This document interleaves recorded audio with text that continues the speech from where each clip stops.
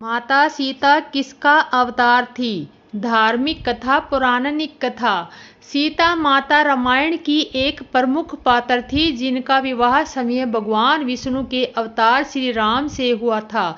इसलिए माता सीता के रूप में समय धन की देवी लक्ष्मी ने अवतार लिया था। भगवान विष्णु के द्वारपाल जय और विजय ने रावण और कुंभकर्ण के रूप में कक्षी के गर्भ के जन्म लिया। बचपन में ही रावण और कुंभकर्ण ने ब्रह्मा जी की घोर तपस्या की और वरदान प्राप्त करने की कोशिश की तथा बड़े होने पर सबसे पहले रावण ने अपने ही भाई कुबेर से नाना सुमाली की मदद से लंका का राज छीन लिया और रावण ने साम्राज्य की तपस्या करके राक्षसों का अधिपति बन गया। इसके बाद रावण ने ऋषि मुनियों, राजाओं तथा जन साधारण को कष्ट देना शुरू कर दिया। रावण तथा उसके अनुचरों के दुष्कर्म और अत्याचारों के नाग, गंधर्व, देवी देवता, ऋषि मनुष्य सभी त्राहिमाम करने लगे। तब भगवान विष्णु ने राक्षसों को उनके पापों को दंड देने के लिए भगवान श्री राम का अवतार लिया। शेष नाग ने लक्ष्मण का अवतार और लक्ष्मी माँ ने माता सीता का अवतार धारण किया था। कई धार्मिक ग्रंथों में कहा जाता है कि पूर्व जन्म में माता सीता एक महान ऋषि की पुत्री थी जिसका नाम वेदवती था। वेदवती ने रावण को उसके समूल नाश का श्राप दिया था और वेदवती ही सीता का रूप लेके अवतरित हुई थी। अद्भुत रामायण के अनुसार बताया जाता है कि सीता माता रावण की पुत्री है। एक समय की बात है जब रावण ने घोर तपस्या करके महादेव शिव शंकर के चंद्रहास खंडक प्राप्त की। तब वह अपने आप को अधिक शक्तिशाली समझने लगा। रावण ने ऋषि मुनियों पर अत्याचार करके शुरू कर दिए और वह अत्याचार करता रहा। ऋषियों मुनियों को मारकर घड़े में उनका खून डालता रहा और अत्याचार करता हुआ हिमालय पहुंच गया जहां पर एक सुंदर कन्या तपस्या में लीन थी। वह इतनी सुंदर थी कि रावण उस पर आसक्त हो गया और काम वासना से प्रेरित होकर उस सुंदर कन्या के पास पहुंचा ताकि उसकी तपस्या भंग करके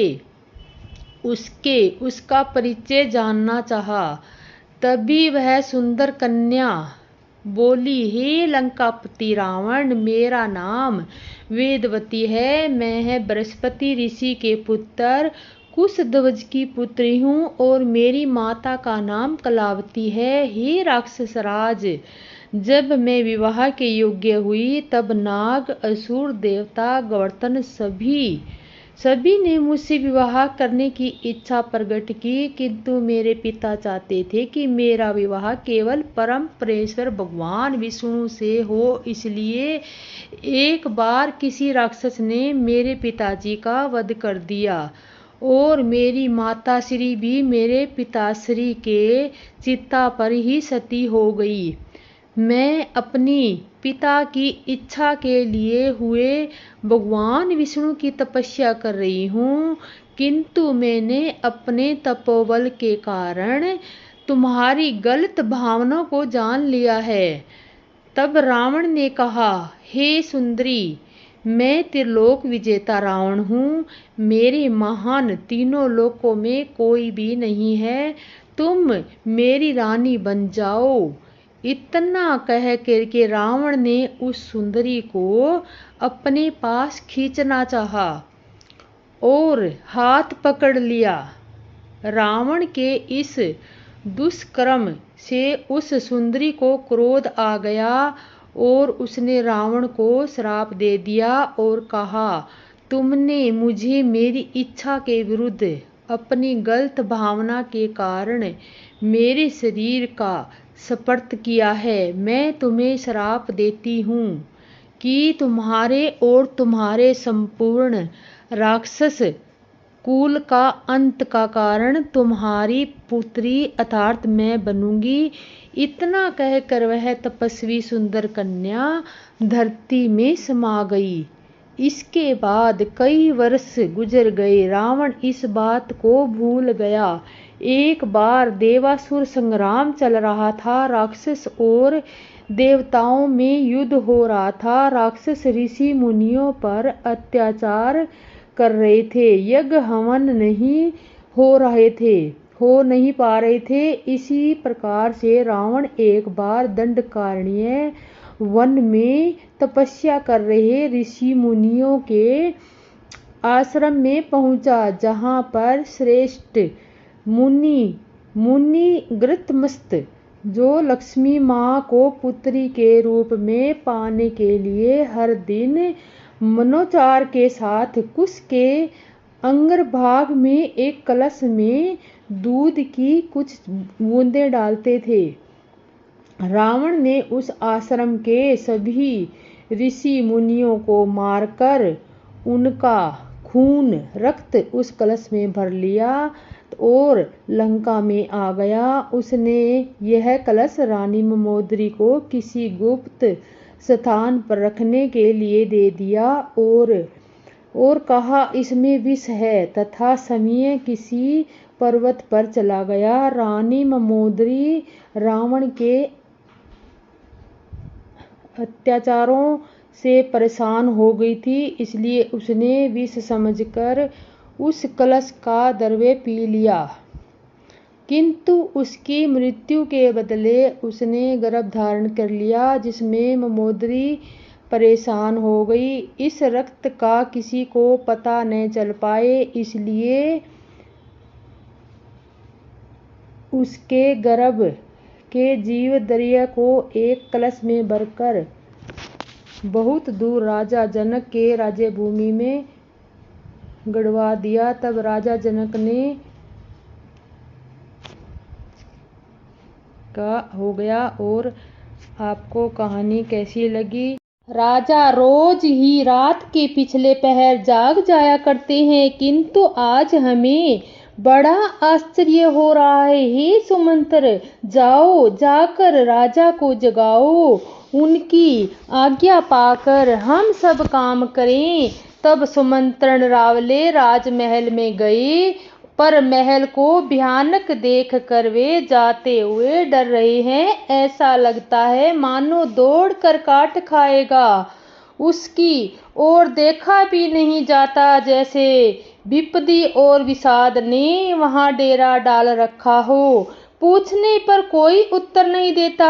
वे उस महल में गए जहां राजा और कई थे। जय जीव कहकर सिर झुकाकर बैठे और राजा की दशा देखकर वे सूख ही गए। देखें कि राजा सोच से व्याकुल है, चेहरे का रंग उड़ गया है, जमीन पर ऐसे पड़े हैं जैसे कमल छोड़कर मुरझाया पड़ा सा हो। मंत्री मारा डर के कुछ पूछ नहीं सकते।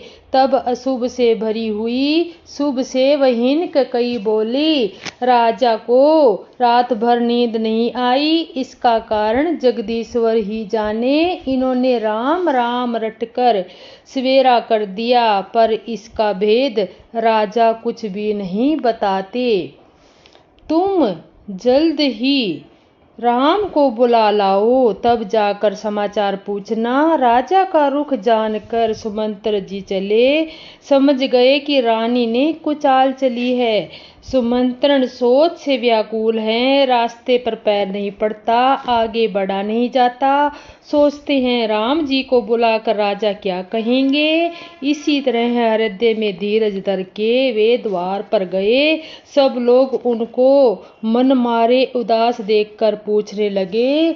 सब लोगों का समाधान करके सुमंत्रण वहां गए।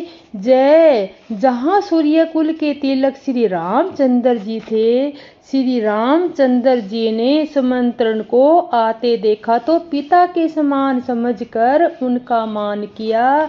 श्री रामचंद्र जी के मुख को देखकर राजा की आज्ञा सुनकर वे रघुकुल के दीपक श्री रामचंद्र जी को अपने साथ ले चले। श्री रामचंद्र जी छतरी के साथ बुरी तरह से जा रहे हैं, यह देखकर लोग जहां तहां निषाद कर रहे हैं।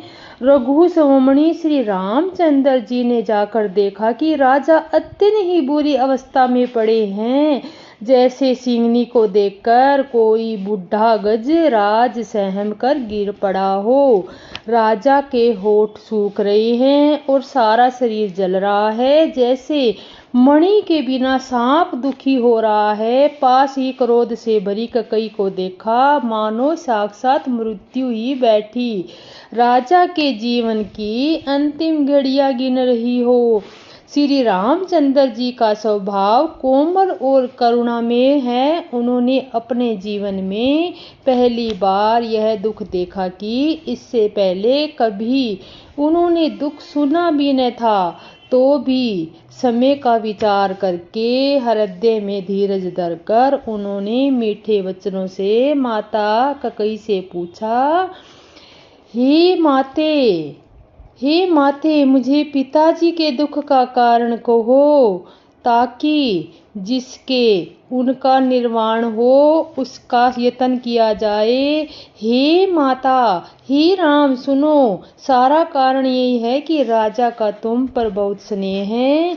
इन्होंने मुझे 2 वरदान देने को कहा था, मुझे जो कुछ अच्छा लगा वही मैंने किया। उसे सुनकर राजा के हृदय में आघात लगा, क्योंकि यह तुम्हारा संकोच नहीं छोड़ सकते हैं।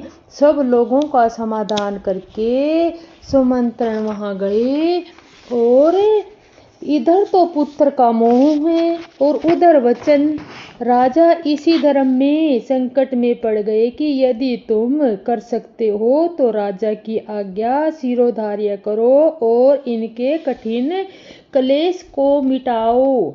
कई बेधड़क बैठी ऐसी कड़वी वाणी कह रही है, जिसे सुनकर समय कठोरता भी अत्यंत व्याकुल हो उठी।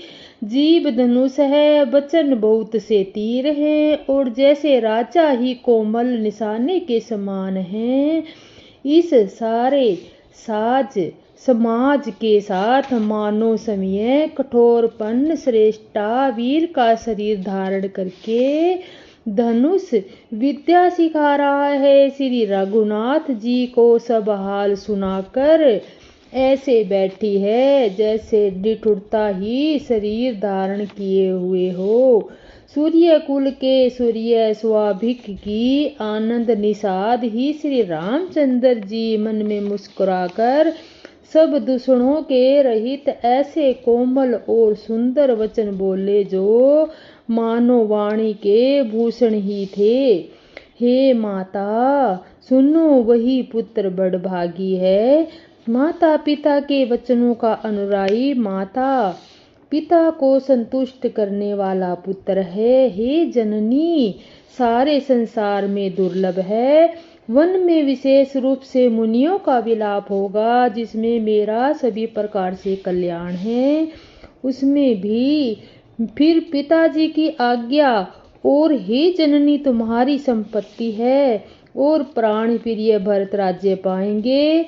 इन सभी बातों को देखकर यह प्रतीत होता है कि आज विधाता सब प्रकार से मेरे सम्मुख मेरे अनुकूल है। यदि ऐसे काम के लिए भी मैं वन को न जाऊं तो मूर्खों के समाज से पहले मेरी गिनती करनी चाहिए।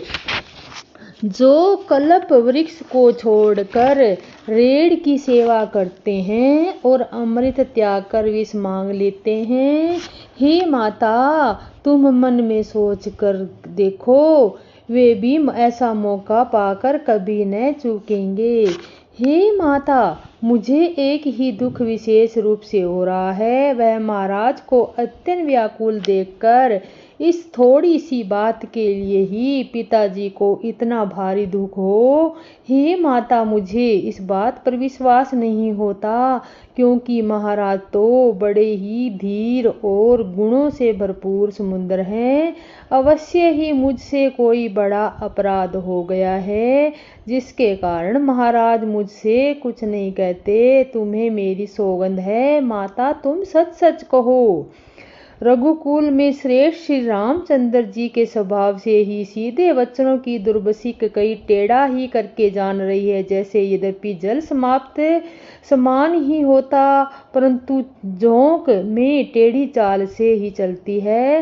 रानी के कई ने श्री रामचंद्र जी का रुख पाकर हर्षित हो गई और कपट पूर्ण स्नेह देखा कर बोली, तुम्हारी शपथ और भरत की सौगंध है, मुझे राजा के दुख का दूसरा कुछ भी कारण व्यतीत नहीं है। हे तात, तुम अपराध के योग्य नहीं हो। तुमसे माता पिता का अपराध बन पड़े, यह संभव नहीं। तुम तो माता पिता और भाइयों को सुख देने वाले हो। हे राम, तुम जो कुछ कह रहे हो वह सत्य है। तुम माता पिता के वचनों के पालन पर दंपतर हो। मैं तुम्हारे बलिहारी जाती हूँ। तुम पिता को समझा कर वही बात कहो, जिसे चौथेपन बुढ़ापे में इनका अपशिप न हो, जिन्हें पुण्य में इनको तुम जैसे पुत्र दिए हैं उसका निरादर करना उचित नहीं है। कई के बुरे मुंह से ये शब्द ऐसे वचन कैसे लगते हैं, जैसे मंगत देश में या आर्थिक तीर्थ श्री रामचंद्र जी को माता कई के सब वचन अच्छे लगे, जैसे गंगा जी में जाकर अच्छे बुरे सभी प्रकार के हैं जल शुभ सुंदर हो जाते हैं। इतने में राजा ही मूर्छा दूर हुई। उन्होंने राम का स्मरण करके घूम कर करवट ली। मंत्री ने श्री रामचंद्र जी का आना कहकर सम्मानयुक्त प्रार्थना की। जब राजा ने सुना कि श्री रामचंद्र जी पधारे हैं, तो उन्होंने धीरज धर के नेत्र खोले। मंत्री ने संभाला कर राजा को बैठाया। राजा ने श्री रामचंद्र जी को अपने चरणों में पड़ते देखा। स्नेह से विकल राजा ने रामचंद्र जी को हृदय से लगा लिया, जैसे सांप ने अपनी खोई हुई मणि फिर से पाली हो। राजा दशरथ ने श्री राम को देखते ही रह गए।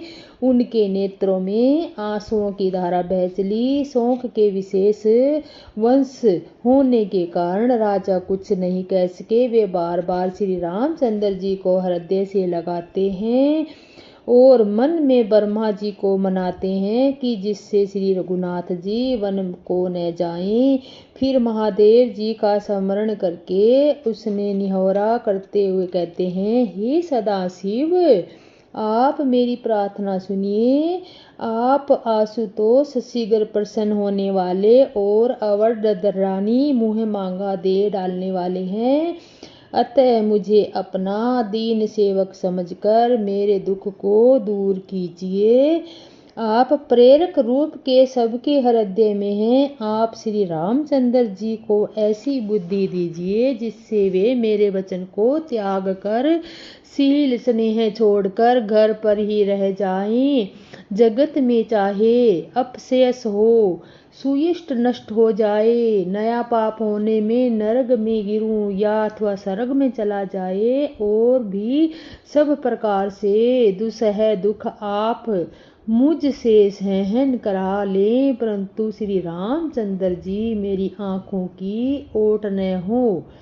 राजा मन ही मन में इस प्रकार विचार कर रहे हैं, बोलते नहीं। उनका मन पीपल के पत्ते की तरह डोल रहा है। श्री रघुनाथ जी ने पिता को प्रेम के वश में जानकर और यह अनुमान करके कि माता फिर कुछ कहेगी तो पिताजी दुख होगा, देश काल और अवसर के अनुकूल विचार कर विनती वचन कहे, ही तात मैं कुछ कहता हूँ, पर यह ठिठाई करता हूँ कि अनौचित्य को मेरी बावलस्या समझकर क्षमा कीजिएगा।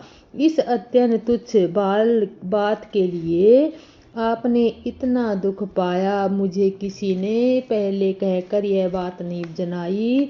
स्वामी, आप इस दशा में देखकर मैंने माता से पूछा। उनसे सारा प्रसंग सुनकर मेरे सब अंग शीतल हो गए। मुझे बड़ी प्रसन्नता हुई।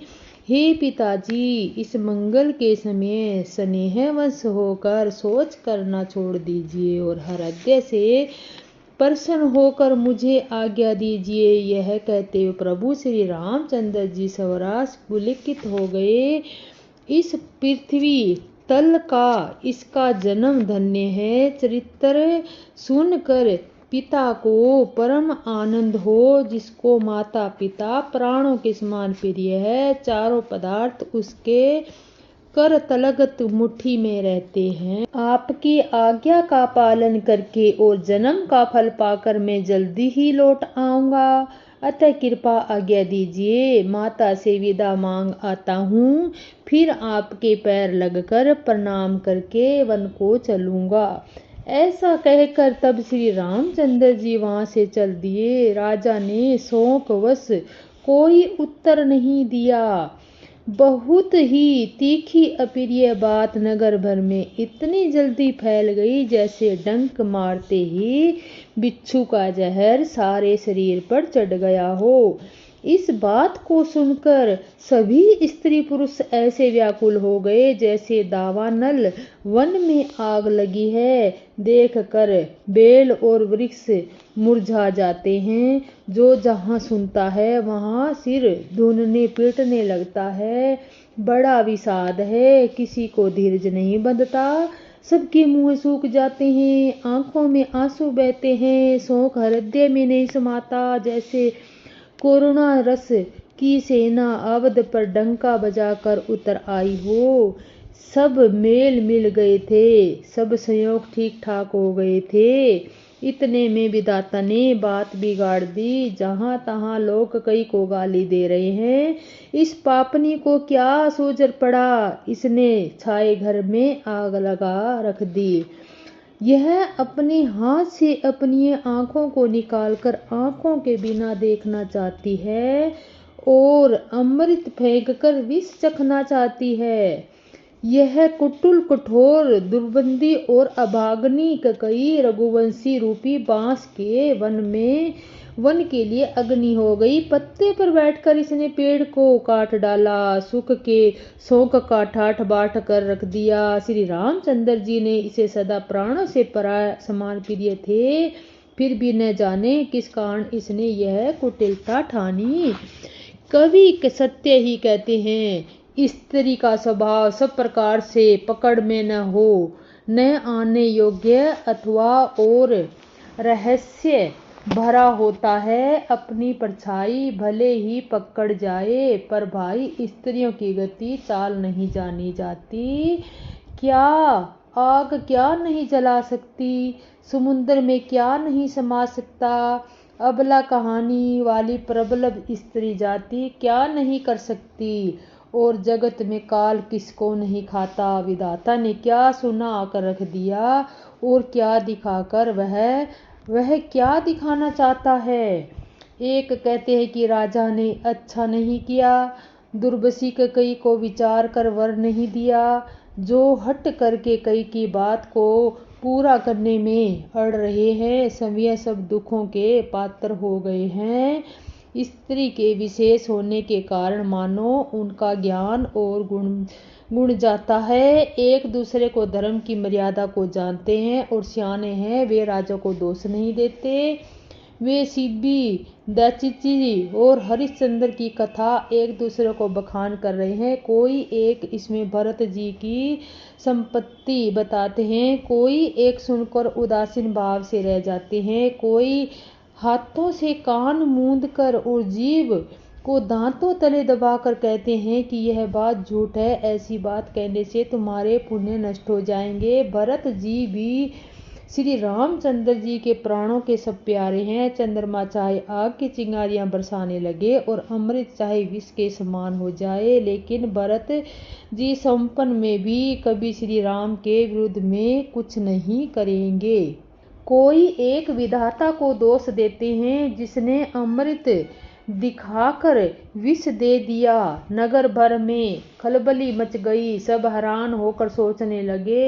हृदय में दुसह जलन हो गई। आनंद उत्साह मिट गया। ब्राह्मणों की स्त्रियां कुल की माननीय बड़ी बुद्धि और ककई की परम प्रिय थी। वे उसके शील की सराहना करके उसे सीख देने वाले, परंतु उसको उसके वचन बाण के समान लगते हैं। वे कहती हैं, तुम तो सदा कहा करती थी कि श्री रामचंद्र जी के बराबर मुझे भरत भी प्यारे नहीं है। इस बात को सारा संसार जानता है। श्री रामचंद्र जी पर तो तुम स्वाभाविक ही स्नेह करती रही हो। आज इस अपराध से उन्हें वन देती हो। तुमने कभी सोतियाड़िया हाड़ नहीं किया। सारा देश तुम्हारे प्रेम और विश्वास को जानता है। अब कौशल्या ने तुम्हारा कौन सा क्या बिगाड़ दिया जिसके कारण तुमने सारे नगर पर वृक्ष गिरा दिया? क्या सीता जी ने अपने पति श्री रामचंद्र जी का साथ छोड़ देगी? क्या लक्ष्मण जी श्री रामचंद्र जी के बिना घर में रह सकेंगे? क्या भरत जी श्री रामचंद्र जी के बिना अयोध्यापुरी में राज भोग सकेंगे? और क्या श्री रामचंद्र जी के बिना जीवित रह सकेंगे? राजा जी, हृदय में ऐसा विचार छोड़ दे और शोक और कलंक की कोठी मत बनो। भरत को अवश्य युवराज पद दो, पर श्री रामचंद्र जी को वन में क्या काम है? श्री रामचंद्र जी राज्य के भूखे नहीं हैं। वे धर्म की दूरी को धारण करने वाले हैं और विषय रस के रुखे हैं, अर्थात उन्हें विषय शक्ति ही नहीं। तुम राजा से दूसरा ऐसा यह वर ले लो जिसे श्री रामचंद्र घर छोड़कर गुरु के घर रहें। जो तुम हमारे कहने पर न चलोगी तो तुम्हारे साथ में कुछ भी न लगेगा। यदि तुमने कुछ हंसी की है तो उसे प्रगट में कहकर जना दो कि मैंने दिलगी की है। राम सरीखा पुत्र क्या वन के योग्य है? यह सुनकर लोग तुम्हें क्या कहेंगे? शीघ्र उठो और वही उपाय करो जिसे उपाय से इस शोक और कलंक का नाश हो। जिस तरह शोक और कलंक मिटे, वही उपाय करके कुल की रक्षा कर वह जाते हुए श्री रामचंद्र जी को हट करके लौटा ले। दूसरी बात न चलना। तुलसीदास जी कहते हैं, जैसे सूर्य के बिना दिन, प्राण के बिना शरीर और चंद्रमा के बिना रात, वैसे ही श्री रामचंद्र के बिना अयोध्या हो जाएगी। हे भामिनी, तू अपने हृदय में इस बात को समझ तो सही। इस प्रकार सखियों ने ऐसी सीख दी जो सुनने में मीठी और परिणाम में हितकरी थी, पर कुटिला कुबरी की सिखाई पढ़ाई हुई कई ने इस पर जरा भी कान नहीं दिया। कई कोई उत्तर नहीं देती। वह दुसह क्रोध के मारे रूखी हो रही है। ऐसे देखती है मानो भूखी बांगनी हिरनियों को देख रही हो। जब सखियों ने रोग को अस्थायी समझकर उसे छोड़ दिया, उस सबको मंद बुद्धि अभागनी कहती हुई चल पड़ी। राज्य करते हुए इसके कई को दैव ने नष्ट कर दिया। जैसा कुछ किया वैसा कोई भी न करेगा। नगर के सब स्त्री पुरुष इस प्रकार विलाप कर रहे हैं और कुचाली के कई को करोड़ों गालियां दे रहे हैं। जो लोग विश्व जवर में जल रहे हैं, लंबी सांसें लेते हुए कहते हैं कि श्री रामचंद्र जी के बिना जीने का कोई आशा है। महान वियोग की आशंका से प्रजा ऐसी व्याकुल हो गई जैसे मानो पानी सूखने के समय जल जीवों का समुदाय व्याकुल हो। सभी पुरुष और स्त्रियां अत्यंत विषाद के वंश में हो रहे हैं। स्वामी श्री रामचंद्र जी माता कौशल्या के पास गए। उनका मुख प्रसन्न है और चित्त में चौगुनी खुशी उत्साह है। यह विचार मिट गया कि राजा कहीं न रख ले। श्री रामचंद्र जी का मन पकड़े हुए हाथी के समान। राज तिलक उस हाथी के बांधने ही कांटेदार लोहे की बड़ी बेड़ी के समान है। वन जाना है, यह सुनकर अपने को बंधन से छुटा जानकर उन्होंने हृदय में आनंद बढ़ गया है। रघुकुल तिलक श्री राज रामचंद्र जी ने दोनों हाथ जोड़कर आनंद के साथ माता के चरणों में सिर झुकाया। माता ने आशीर्वाद दिया, अपने हृदय से लगा लिया और उन पर गहनों तथा कपड़े न्यौछावर किए। माता बार बार श्री रामचंद्र जी का मुंह चूम रही है। नेत्रों में प्रेम का जल भर आया और वह सब अंग पुलकित हो गए। श्री राम जी को अपनी गोदी में बिठाकर फिर हृदय से लगा लिया। सुंदर स्तन प्रेम रस दूध बहाने लगे। उनका स्नेह महान आनंद कुछ कहा नहीं जाता। मानो कंगार ने कुबेर का पद पा लिया हो। और बड़े आदर के साथ सुंदर मुख देखकर माता मधुर वचन बोली, हे तात, माता बलिहारी जाती है, कहो वह आनंद मंगलकारी लंघन कब है जो मेरे पुण्यशील और सुख की सुंदर सीमा है और जन्म लेने के लाभ ही पूर्णतम अवधि है। जैसा जिस लगन को सभी स्त्री पुरुष अत्यंत व्याकुलता से इस प्रकार चाहते हैं, जिस प्रकार प्यास के चातक और चातकी शरद ऋतु में स्वातिन नक्ष की वर्षा को चाहते हैं। हे तात, मैं बल्ल्या लेती हूँ, तुम जल्दी नहा लो और जो मन चाहे कुछ मिठाई खा लो भैया, तब पिता के पास जाना, बहुत देर हो गई। माता बलिहारी जाती है। माता के तन अनुकूल वचन सुनकर जो मानो स्नेह रूपी कल्प वृक्ष के फूल से जो सुख रूपी मकरंद पुष्प रस से भरे थे और श्री लाल लक्ष्मी के मूल थे, ऐसे वचन रूपी फूलों को देखकर श्री रामचंद्र जी का मन रूपी भोरा उन पर नहीं भूला।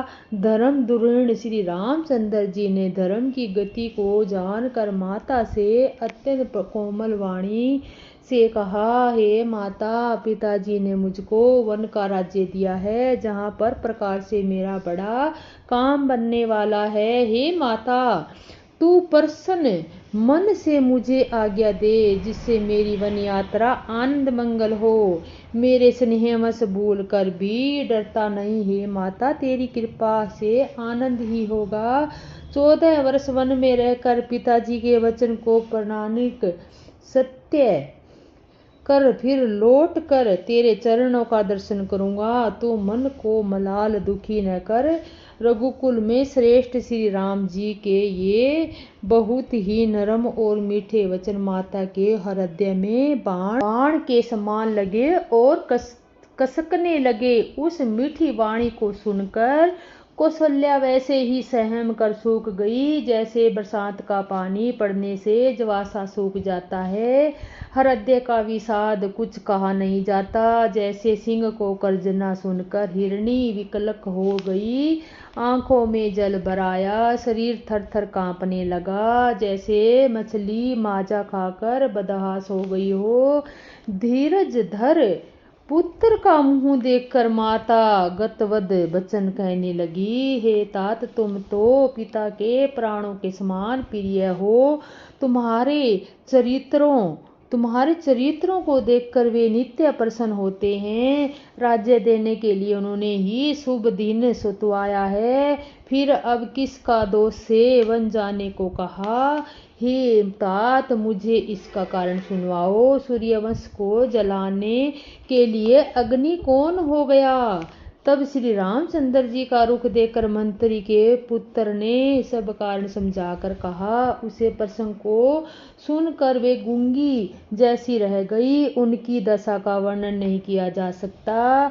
न रख सकती है, न ये कर सकती है, न ही वन चले जाओ। दोनों ही प्रकार से हृदय से बड़ा भारी संताप हो रहा है। मन में सोचती है, देखो विधाता की चाल, सदा सबसे लिए टेढ़ी होती है। लिखने लगे चंद्रमा और लिख गया राहु। धर्म और स्नेह दोनों की कसल्या श्री बुद्धि को घेर लिया। उनकी दशा सांप छुतर सी हो गई है। वे सोचने लगी, यदि वे अनुरोध हट करके पुत्र को रख लेती हूँ तो धर्म जाता है और भाइयों में विरोध होता है, और यदि वन जाने को कहती हूँ तो बड़ी हानि होती है। इस प्रकार के धर्म संकट में पढ़कर रानी विशेष रूप से सोच रही है। वश हो गई। फिर बुद्धिमान कौशल्या जी स्त्री धर्म पतिव्रत धर्म को समझाकर और राम तथा भरत दोनों पुत्रों के समान जानकर सरल स्वभाव बोली। और वाली श्री रामचंद्र जी की माता बड़ा धीरज धरकर वचन बोली, हे तात, मेरी बलिहारी जाती हूँ, तुमसे अच्छा किया। पिताजी की आज्ञा पालन करना ही सब धर्मों का शिरोमणि धर्म है। राज्य देने को कहकर वन दे दिया, उसका मुझे लेस मात्र भी दुख नहीं है। दुख तो इस बात का है कि तुम्हारे बिना भरत को, महाराज को और प्रजा को बड़ा भारी क्लेश होगा। हे तात, यदि केवल पिताजी की आज्ञा हो तो माता को पिता से बड़ी जानकर वन को मत जाओ। यदि पिता माता दोनों के वन जाने को कहा तो वन तुम्हारे लिए सैकड़ों अयोध्या के समान हैं। वन के देवता तुम्हारे पिता होंगे और वन देवियां माता होंगी। वहाँ के पशु पक्षी तुम्हारे चरण कमलों के सेवक होंगे। राजा के लिए अंत में तो वनवास करना ठीक ही है, लेकिन तुम्हारी सुकुमार अवस्था देखकर हृदय में दुख होता है। हे रघुवंश के तिलक, वन बड़ा भाग्यवान है जो वह अवध अभागी है जिसे तुमने त्याग दिया है। हे पुत्र, यदि मैं कहूँ तो मुझे भी साथ ले चलो तो तुम्हारे हृदय में संदेह होगा कि माता इसी बहाने मुझे रोकना चाहती है। हे पुत्र, तुम सबके परम प्रिय हो, प्राणों के प्राण और हृदय के जीवन को वही प्राणधार। तुम कहते हो कि माता मैं वन को जाऊं, और तुम्हारे वचन को सुनकर बैठी पछताती हूँ। यह सोचकर झूठा प्यार बढ़ाकर मैं हट नहीं करती, और बेटा मैं बलिया जलेती हूँ। माता का नाता मानकर मेरी सुध भूल न जाना। हे गोसाई, सब देव और पितर तुम्हारी वंश की रक्षा करे जैसे पल के आँखों की रक्षा करती हैं। तुम्हारे वनवास की अवधि 14 वर्ष जल परिजन और कटुमंदी मछली है। तुम दया सागर और धर्म की बुरी धारण करने वाले हो। ऐसा सोचकर वही उपाय करना जिससे सबको जीते जी तुम मिलो। मैं बलिहारी जाती हूँ, तुम सबको